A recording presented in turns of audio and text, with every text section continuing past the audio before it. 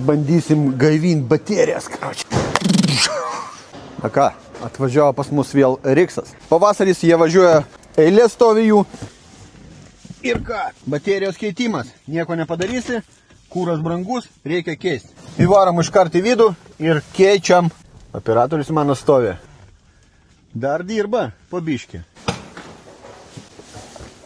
Buvo jau čia žmonės, kažkas buvo ardyta, trūksta detalių. Ardom kuo greičiau. Keliam sėdynę. Kaip visada pas mus čia sluoksnis normalus toks. Keliam kilimą. Plombos visos vietoj. Tuo žiūrėsim.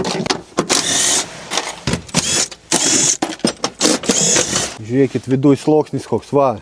Pilna batarkė va tokį. Vandens viduj nėra, bet ir džiaugsmo jau čia nėra jokio. Nu va, mūsų siuntinukas iškart į Vokietiją keliauja. Siunčiam Jario batarkę. O dabar aš jums parodysiu, dėl ko genda batarkė. Tik dėl purvo.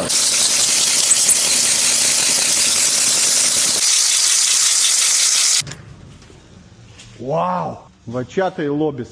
Šalia mūsų yra metalo laužo supirktuvė JMP. Kurva, kiek čia gerų daiktų yra. Ir šitą viską galima nusipirkti parduotuviai. Kaip vadinasi, Romka? Parduodu naudota.lt. O ten apačioje aš mačiau defibriliatorių. Ir tuoj mes jį nupirksim. Ir bandysim gaivinti baterijas, karoči. Ką, automobilis surinktas. Važiuojam, ratuką pralėksim ir atiduodam. Visada reikia patikrinti, kad viskas būtų gerai. Jau ir klientas atvažiavo. Ką, bandymai eina į pabaigą, o su jumis buvo raudoni vartai. Paspauskit laiką. Paspauskit.